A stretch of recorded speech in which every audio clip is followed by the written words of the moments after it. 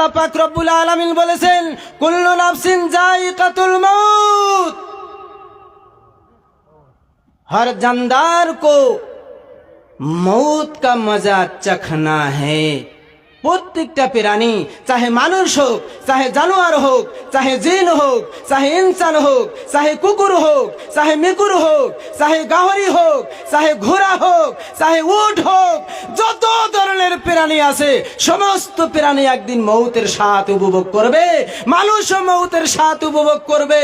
মানুষ সেই মৌতের সময় যদি দুনিয়ার অবস্থার মধ্যে থাকতে, যদি দুনিয়ার জিন্দেগি থাকতে যদি সেই ব্যক্তি কিছু আমল করে যাইতে পারে, বাবা তার মৌতটা সহজ হয়ে যাবে। কি হবে? মৌতটা তার সহজ হবে, মৌতটা আরামে হবে।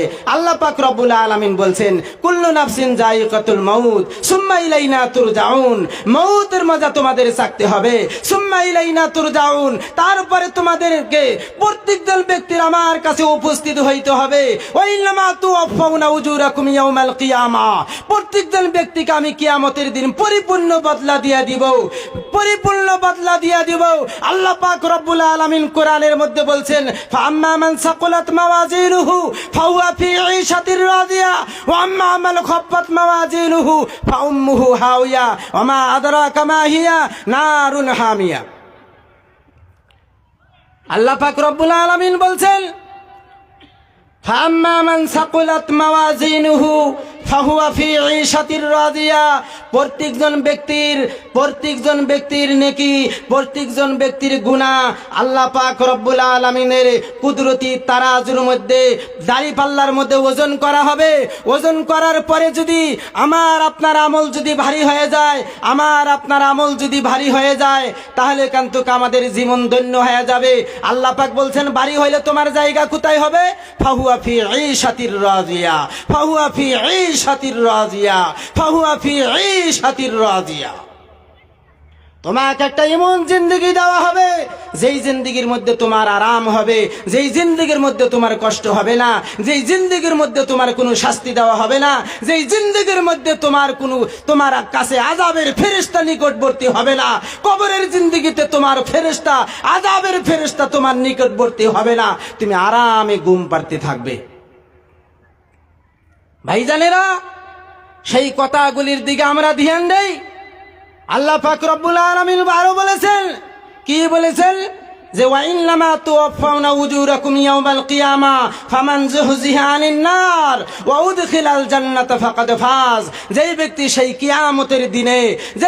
সেই কিয়ামতের দিনে আল্লাহর ভয়ানক জাহান্নাম থেকে মুক্তি পেয়ে গেল, জাহান্নাম থেকে নাজাত পেয়ে গেল, আর আল্লাহর পবিত্র জান্নাতের মধ্যে ঢুকে গেল, পবিত্র জান্নাতের মধ্যে প্রবেশ করলো, সেই ব্যক্তির মতন আনন্দিত ব্যক্তি, সেই ব্যক্তির মতন খুশিময় ব্যক্তি, সেই ব্যক্তির মতো উল্লাস দেনেওয়ালা ব্যক্তি আর কেউ হবে না। এত তার ফুর্তি হয়ে যাবে, এত তার ফুর্তি হবে, এত তার সমস্ত মানুষের কাছে যাবে। যাওয়ার পরে সমস্ত মানুষের কাছে যায় বলবে, দেখো দুনিয়ার জিন্দেগিতে আমি ভালো আমল করেছিলাম, দুনিয়ার জিন্দেগিতে নেকির কাজ করেছিলাম, আল্লাহর হুকুম অনুযায়ী জীবন কাটিয়েছিলাম, নবীর তরিকা অনুযায়ী জীবন কাটিয়েছিলাম। গতিকে আল্লাহ পাক রব্বুল আলামিন আমাকে আমলনামা ডান হাতের মধ্যে দিয়েছেন। ওয়াম্মা মান উতিয়া কিতাবাহু বিয়ামিনি, ওয়াম্মা মান উতিয়া কিতাবাহু বিয়ামিনি, ওয়াম্মা মান উতিয়া কিতাবাহু বিয়ামিনি। দেখো আজকে আল্লাহ পাক আমাকে আমলনামা ডান হাতে দিয়েছেন, একদম খুশির উল্লাস দিবে। আর যদি বাপজানেরা বাম হাতে দেওয়া হয়, وَأَمَّا مَنْ أُوتِيَ كِتَابَهُ وَرَاءَ ظَهْرِهِ فَسَوْفَ يَدْعُو ثُبُورًا। আল্লাহ পাক রব্বুল আলামিন বলতেছেন, যদি তোমার আমলনামা ডান হাতে দেওয়া হয় তাহলে তোমার ভাগ্যটা ভালো হয়ে গেল, আর যদি আমলনামা বাম হাতে মেলে গো তাহলে বোঝা গেল তোমার ভাগ্যটা ভালো করতে পারো না। বাম হাতের আমলনামা কেমন হবে? হাতটা এরকম পিছন দিকে দিবে আর বাম হাতে দেওয়া হবে না।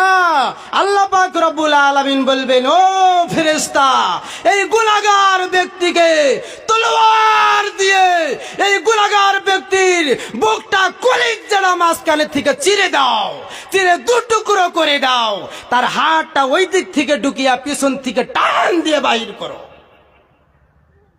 টান দিয়া বাহির করার পরে যেইটুক আপনার হাত পিছনে যাবে সেইটুক হাতের মধ্যে আপনার আমার আমলনামা দেওয়া হবে, যদি আমাদের জীবনটা যদি অনার্থক ভাবে চলে যায়।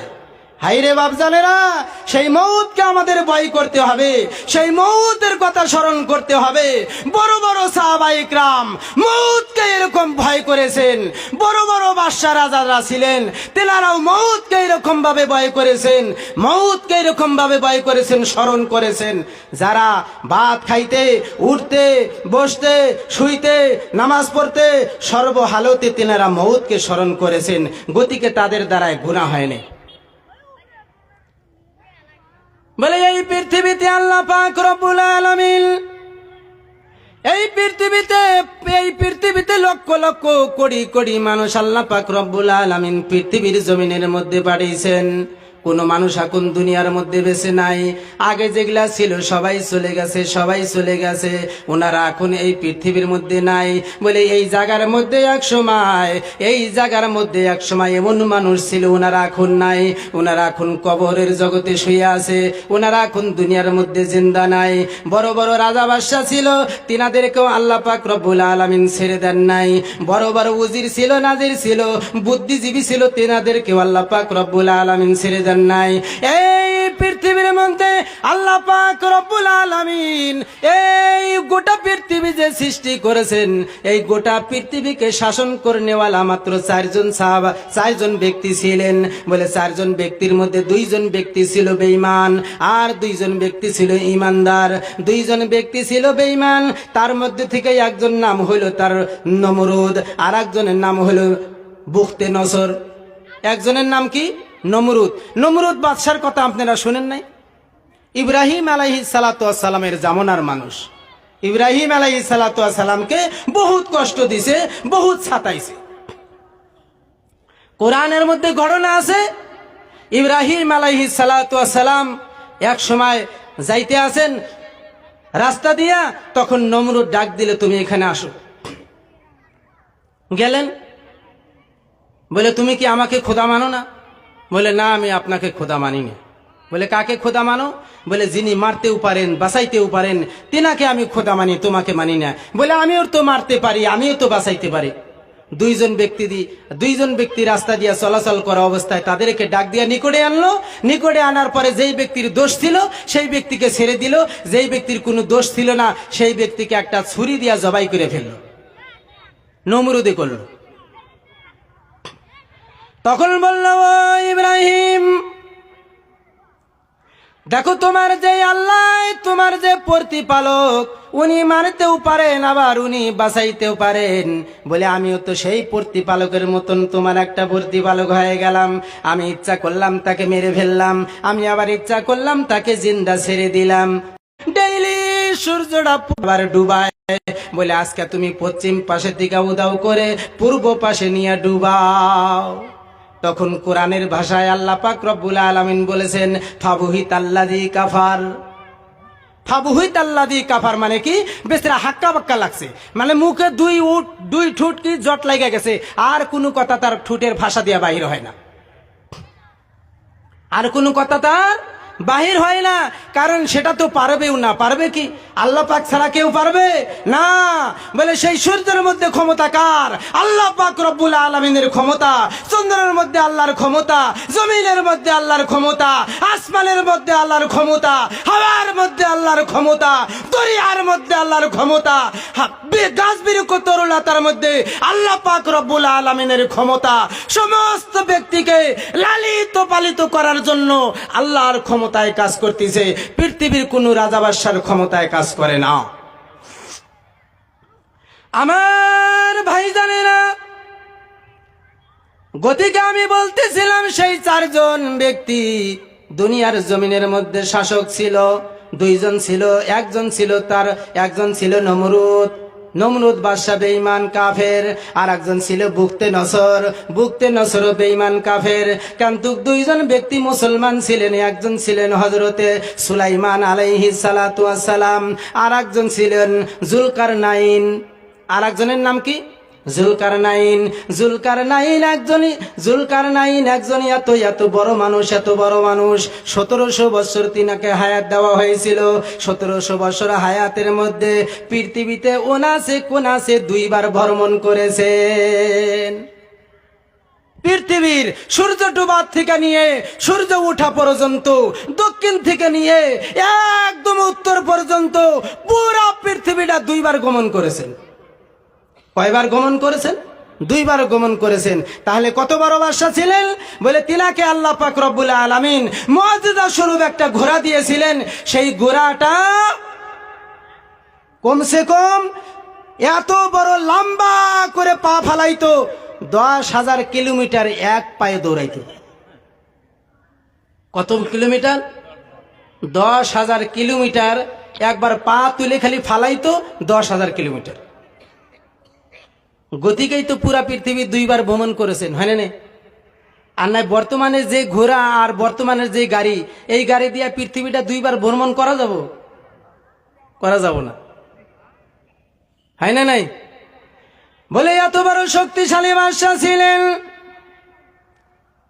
উনি, বহুত ওয়ালি আল্লাহ ছিলেন।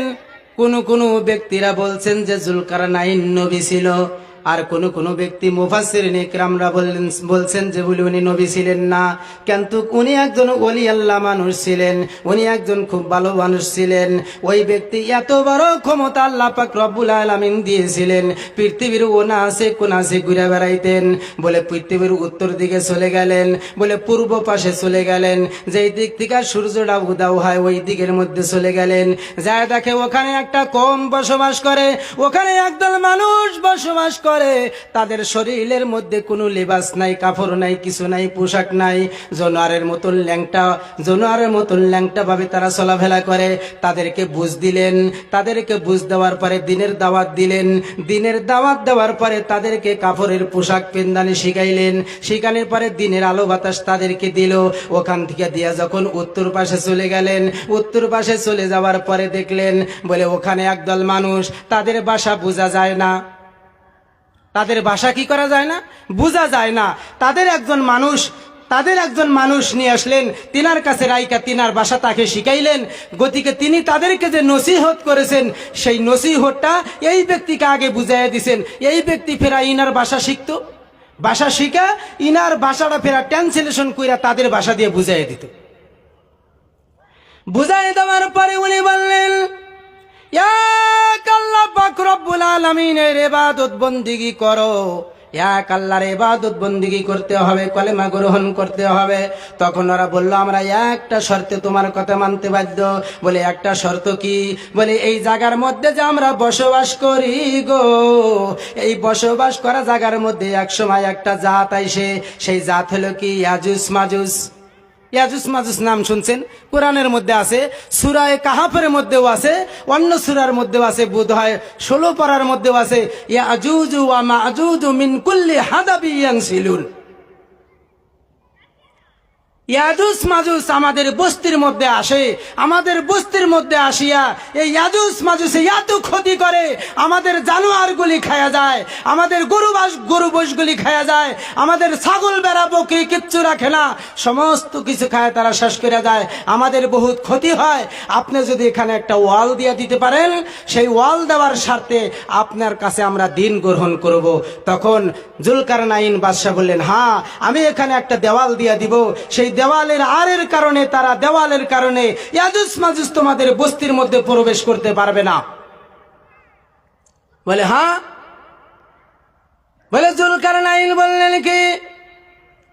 সমস্ত লোহাগুলি গলাইলেন, সমস্ত সীসা গলাইতে একটা দেওয়াল তৈরি করে দিলেন। ওই 2 দেওয়ালের মধ্যে মাঝখানের মধ্যে যেরকম আমরা 2টা ইট মশলা দিয়া জয়েন করে দেই, ওই রকম ভাবে সীসা গলাইয়া, তামা গলাইয়া একটা লোহার ফালিকে আর একটা লোহার ফালির সাথে এরকম করে জয়েন মেরে দিলেন। আর ইয়াজুজ মাজুজ সেই দেওয়ালকে পার করে আসতে পারে না। সেই বস্তির ব্যক্তিরা নিরাপত্তা হয়ে গেল। তারা এখন দিনমানিয়া কলেমা গ্রহণ করে নিয়ে নিল। ওখান থেকে আবার পশ্চিম পাশে চলে গেলেন। আমি বলতেছিলাম, কথা লম্বা করব না আমার ভাইজানেরা, আমি বলতেছিলাম ভাইজানেরা, বাপজানেরা, মন দিয়ে শুনবেন। ওই জুলকারনাইন এত বড় ক্ষমতাশীল বাদশা ছিলেন, এত বড় ওলি আল্লাহ বাদশা ছিলেন। উনারও কিন্তু কবরের জগতে যাইতে হয়েছে, উনারও কিন্তু কবরের জগতের মধ্যে যাইতে হয়েছে। উনার কবরটা এত বড় লম্বা কদালা মানুষ ছিলেন। উনার কবরটা বর্তমান যুগে যেনারা ওই জায়গার মধ্যে যেনারা গমন করেছেন গেছেন, উনার কবরটা হাত দিয়া মাপছেন 42 হাত লম্বা হয়ে গেছে। কবরটা কত হাত লম্বা? 42 হাত। 42 হাত লম্বা মানুষ, 1700 বছর হায়াত। আমাদের হায়াতের হাতে যুগাবো কতজনের হায়াত লাগবো? 1700 বছর, কমসে কম 25 জন মানুষ লাগবো, 25 সিঁড়ি লাগবো 1700 বছর হইতে চাইলে। কারণ এখনকার মানুষের হায়াত হলো কতটুকু? 50, 60, 65, 70, 75, 80। 80-র উমরা নাই, হয় না? নাই? আমার ভাই জানেরা, বাপ জানেরা, আমি বলতেছিলাম এত ক্ষমতাশীল বাদশা ছিলেন। তিনিও কিন্তু দুনিয়ার থেকে যখন চলে যাবার সময় হয়ে গেল বাবারা, দুনিয়ার থেকে চলে যাওয়ার আগ মুহূর্তে ওনার ছেলে সন্তানকে বলে গেলেন, বাবারা আমি তো আর বাঁচবো না, দুনিয়ার থেকে চলে যাব। যখন আমি দুনিয়ার থেকে চলে যাব তখন আমি মানুষদেরকে একটা সবক শিখাইয়া ধুয়ে যাব। ওই জন্য যখন তুমি কাফন দাফন করবা, আমার হাতটা তুমি কাফনের বাহিরে বাড়ি করে দিয়া আর মানুষের ওই গ্রামের মধ্যে খাটের মধ্যে খাটলির মধ্যে তুলে ঘুরাইবা, আর খাটলির মধ্যে তুলে ঘুরাইবা। আর মানুষেরা দেখবে আর বলবে, এত বড় বাদশা ছিল, এত বড় বাদশা হওয়ার পরেও খালি হাত নিয়ে চলে গেল, হাতে কিছু নাই। এইটা বুঝানোর জন্য মৌতের পরেও উনি বলছেন, আমি যখন মারা যাব আমাকে কাফন দ্বারা আমাকে গোসল করানো হবে, কাফন পরিধান করানো হবে। তারপরে আমার হাতটা তুমি কি করবা? কাফনের বাহিরে বার করবা, খাটলির মধ্যে তুলবা, তোলার পরে আমাকে দেশে দেশে ঘুরাইবা। ঘুরানোর পরে মানুষে দেখবে আমার হাতটা কাফনের বাহিরে বাহির হয়ে গেছে, আর মানুষে দেখবে যে খালি হাত। আমি তাদেরকে এই কথাটা বুঝাবো, বলে এই পৃথিবীতে যত বড়ই বাদশা হও না কেন, তোমার যখন কবরে যাওয়ার সময় হয়ে যাবে তুমি তখন খালি হাত নিয়ে যাইতে হবে। তোমার হাতের মধ্যে কিছুই থাকবে না, তোমার হাতের মধ্যে কোনো ক্ষমতা থাকবে না, তোমার হাতের মধ্যে কোনো ক্ষমতা বাহাদুরি থাকবে না, টাকা থাকবে না, পয়সা থাকবে না, ছেলে সন্তান থাকবে না, গোষ্ঠী থাকবে না, নারী গাড়ি থাকবে না, হাট বাজার থাকবে না, কলেজ ইউনিভার্সিটি থাকবে না, বাংলা থাকবে না, বিল্ডিং বালাখানা থাকবে না, কিচ্ছু থাকবে না। সমস্ত কিছু ছেড়ে তোমার কবরের জগতে চাইতে হবে। আমার বাপজানেরা, এই মৌতটা এরকম একটা ভয়ানক জিনিস। এই মৌতকে যদি আমরা স্মরণ রাখতে পারি গো বাবারা, তাহলে আমাদের জীবনটা ধন্য হয়ে যাবে। বড় বড় সাহাবায়ে কেরামরা মৌতের কথা স্মরণ করছেন। হযরত ওমর রাদিয়াল্লাহু তাআলা আনহু 2 নাম্বার খলিফাকে খারাপ পাইতেছেন? 2 নাম্বার খলিফা কে ছিলেন? হযরত ওমর ফারুক রাদিয়াল্লাহু তাআলা আনহু 2 নাম্বার খলিফা। তিনি একজন এত জবরদস্ত ব্যক্তি ছিলেন, এত তাকওয়াওয়ালা ব্যক্তি ছিলেন, এত জবরদস্ত ব্যক্তি, তাকওয়াওয়ালা ব্যক্তি, নবী প্রেমিক ব্যক্তি, আল্লাহর ইবাদত গুজার ব্যক্তি। হয় পৃথিবীতে আর জীবনে কেউ আসবে না এরকম ব্যক্তি। এরকম ব্যক্তি, তিনাদের মতন ব্যক্তি এই পৃথিবীতে আর আগমন হবে না। এত বড় মহান ব্যক্তি ছিলেন। জিনার খেলাফতের জামানার মধ্যে তিনি রাত্রে ঘুমাইতেন না, সারাদিন খেলাফতের কাজ করতেন। রাত্রে হাতের মধ্যে লাঠি নিয়া পুরা অঞ্চলকে মক্কা মদিনার মধ্যে চক্কর দিতেন। আর উনি রাস্তাঘাটে হাঁটতেন যাতে কোনো বাড়ি ডাকাতি না হয়, যাতে কোনো বাড়ির মানুষে কষ্ট না পায়, যাতে কোনো বাড়ির মানুষে অনাহারে ঘুমিয়ে না যায়, যাতে কোনো ব্যক্তিকে কোনো ব্যক্তি কোনো কষ্ট না দিতে পারে। এই জন্য সারা রাত তিনি ঘুরে বেড়াইতেন, ঘুম পারতেন না। এইরকম ব্যক্তি বললেন কি মৌতের কথা স্মরণ করার জন্য একজন চাকরকে নির্ধারিত করলেন। বাপজানেরা, চাকর নির্ধারিত করলেন। যেখানে যাইতো সেই চাকরকে সঙ্গে নিয়ে যাইতেন, যেখানে যাইতেন চাকরকে লগে নিয়ে যাইতেন। আর মাঝে মাঝে বলতেন, ও চাকর, তোমাকে শুধুমাত্র আমি একটা উদ্দেশ্যের জন্য রাখলাম। কি উদ্দেশ্য? বলে তুমি মাঝে মাঝে আমাকে বলবা, ও মোর, তোমার পিছনে কিন্তু মৌত রয়ে গেছে, তোমার পিছনে কিন্তু মৌত রয়ে গেছে। মাঝে মাঝে তুমি মৌতকে তুমি স্মরণ করে দিবা, কারণ মৌতের কথা যদি আমি ভুলে যাই, হইতে পারে আমার দ্বারাই কোনো গুনাহ সাদির হয়ে যাইতে পারে, আমার দ্বারাই কোনো গুনাহ হয়ে যাইতে পারে। ওই জন্য বারবার করে তুমি মৌতের কথাটা স্মরণ করে দিবা। বহুত দিন এরকম ওই চাকরটার সাথে সাথে ঘরে আর মৌতের কথা স্মরণ করে দেয়, আবার সঙ্গে সঙ্গে যায় মৌতের কথা স্মরণ করে দেয়। হঠাৎ করে বাড়িতে যায় হযরত ওমর রাদিয়াল্লাহু তাআলা আনহু, আয়নার সামনে দাঁড়িয়ে গেলেন। আয়নার সম্মুখে দাঁড়িয়ে যাওয়ার পরে দেখলেন দাড়ি দুই গাছা পেকে গেছে, দুই তিনটা দাড়ি পেকে গেছে, মাথার চুলগুলি পেকে গেছে, কয়েকটা চুল পেকে গেছে। পেকে যাওয়ার পরে তখন বললেন, ও আমার গোলাম, ও আমার চাকর, আজকে থেকে তোমার আর আমাকে মৌতের কথা স্মরণ করে দিতে হবে না, মৌতের কথা আর স্মরণ করে দেওয়ার কোনো প্রয়োজন নাই। বলে আজকে থেকে মৌতের কথা যেই ব্যক্তি স্মরণ করে দিবে, সেই ব্যক্তি আমার দাড়ির মধ্যেই প্রবেশ করে গেছে। বলে কেন? বলে কেন মৌতের কথা স্মরণ করতে লাগবে না? এখন কি আপনার মৌতের কথা একদম জীবনের জন্য স্মরণ হয়ে গেছে নাকি? তখন বলল, ও চাকর রে, গোলাম রে, আমার মুখের মধ্যে দেখো দাড়ি পেকে গেছে, ওই দাড়ির দিকে তাকাইবো আর মৌতের কথা আমি স্মরণ করব, তোমাকে আর স্মরণ করে দেওয়ার প্রয়োজন হবে না। আমার বাপজানেরা, ভাইজানেরা, কথাগুলি শুনুন। আমাদের দাড়ি পেকে গেছে, মৌতের কথা স্মরণ হয় না। চুল পেকে গেল, মৌতের কথা স্মরণ হয় না। চোখের পাওয়ার কমে গেল, মৌতের কথা স্মরণ হয় না। শরীরের শক্তি কমে গেল, মৌতের কথা স্মরণ হয় না গো বাবা। আমাদের শরীরের শক্তি নাই হয়ে গেল, মৌতের কথা স্মরণ হয় না। কোন দিন স্মরণ করবা? কোন দিন মৌতের কথা স্মরণ করবা গো বাবা? কোন দিন মৌতের কথা স্মরণ করে তুমি ইবাদতের মধ্যে লাগিয়া যাও? ইবাদতের মধ্যে না লাগলে, ইবাদত না করতে পারলে আল্লাহর কাছে যায় কোনো লাভ হবে না। ইবাদত না করতে পারলে পরকালের জগতের মধ্যে কোনো শান্তি পাওয়া যাবে না।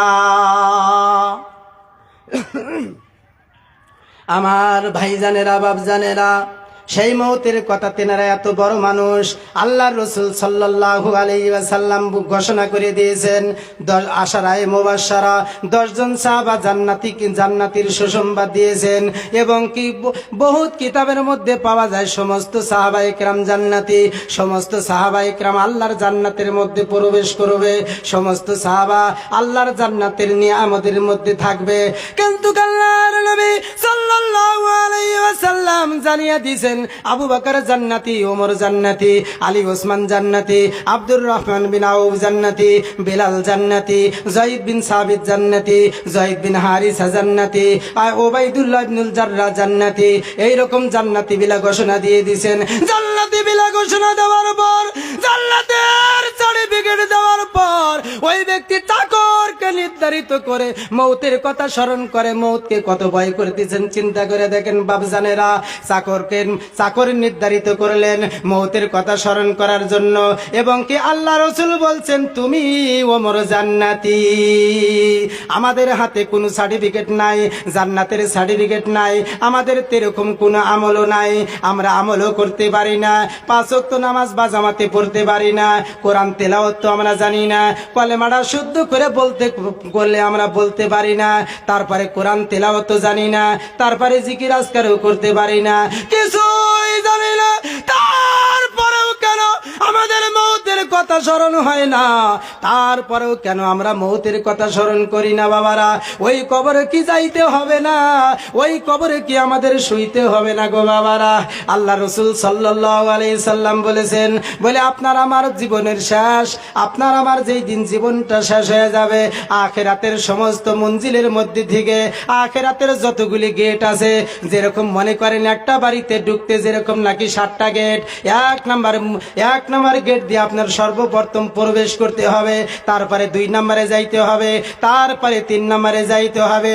মানুষ যখন মারা যায়, মানুষটা মারা যাওয়ার পর সর্বপ্রথম সেই মানুষটার যেটা মঞ্জিল, সর্বপ্রথম সেই মানুষটার যেটা স্টেশন, সেই স্টেশনের নাম হয়ে থাকলো কবর, সেই স্টেশনের নাম হয়ে থাকলো, সেই জায়গার নাম হয়ে থাকলো কবর। ও বাবারা, দুনিয়ার জীবনটা যদি আমলদার বানাইতে পারি, ওই কবরের জিন্দিগিতে আমাদের আরাম হয়ে যাবে। আল্লাহ রাসূল সাল্লাল্লাহু আলাইহি সাল্লাম বলেছেন, ইন্নাল কবরা আউয়ালু মানজিলিম মিন মানাজিলিল আখিরাহ ফা ইন্না দা মিনহু ফামা বাদুহু আইসারু মিনহু ওয়া ইল্লাম ইনদা বিহি ফামা বাদুহু আশাদ্দু মিনহু। বলে মানুষ যখন মারা যাবে, মানুষ যখন মারা যায়, দুনিয়ার থেকে যখন চলে যায়, কবরের জিন্দেগির মধ্যে যখন চলে যায়, ওই মানুষটার জন্য কবর হয়ে থাকলো সর্বপ্রথম মঞ্জিল, ওই মানুষটার জন্য কবর হয়ে থাকলো সর্বপ্রথম গেট। যেই ব্যক্তি ওই কবরের থেকে নাজাত পাওয়া যায়, যেই ব্যক্তি ওই কবরের থেকে রেহাই পাওয়া যায়, যেই ব্যক্তি ওই কবরের জিন্দেগির মধ্যে শাস্তির থেকে মুক্তি পাওয়া যায়, ওই ব্যক্তি সমস্ত গেট গাইটালির মধ্যে, ওই ব্যক্তি সমস্ত গেটের মধ্যে নাজাত পেয়ে যাবে। ওই ব্যক্তি দ্বিতীয় গেটের মধ্যেও পার হয়ে যাবে, তৃতীয় চতুর্থ গেটের মধ্যেও পার হবে, পঞ্চম গেটের মধ্যেও পার হবে, সমস্ত গেটের মধ্যে পার হয়ে যাবে। কিন্তু বাবারা, সর্বপ্রথম মঞ্জিলের কথা বলা হয়েছে কবর। আল্লাহ রাসূল সাল্লাল্লাহু আলাইহি ওয়াসাল্লাম বলেছেন, ওই কবরকে তোমরা বেশি বেশি করে স্মরণ করো। এমন একটা দিন নাই বাবারা কবরে মানুষকে ডাকে না।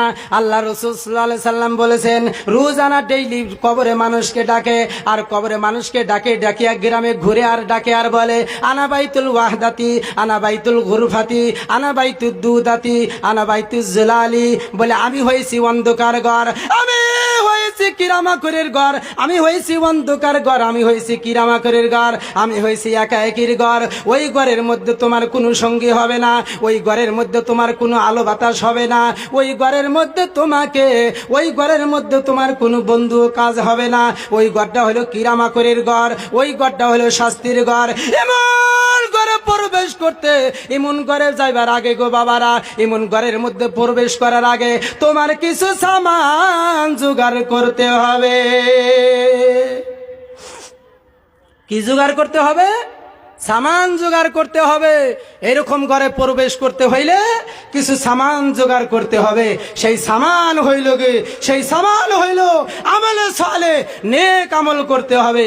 আল্লাহ পাক রব্বুল আলামিন বলেন, মান আমিলা সালিহাও মান আমিলা সালিহা, বলে যেই ব্যক্তি নেক আমল করবে, ওয়াল্লাযিনা আমানু ওয়া আমিলুস সালিহাত। কোরআনের মধ্যে জায়গায় জায়গায় বলা আছে ওয়াল্লাযিনা আমানু ওয়া আমিলুস সালিহাত লাহুম মাগফিরাতু ওয়া রিজকুন কারীম। আল্লাহ পাক রব্বুল আলামিন বলেছেন, যেই ব্যক্তি আল্লাহর প্রতি ঈমান আনয়ন করবে, আমলে সালেহ করবে, নেক আমল করবে, সেই ব্যক্তির জন্য মউতটা আসান হয়ে যাবে, সেই ব্যক্তির জন্য কবরের জগৎটা আসান হয়ে যাবে। খারাপ লাগতেছে? সেই ব্যক্তির জন্য সমস্ত জায়গার মধ্যে তার আসান হয়ে যাবে।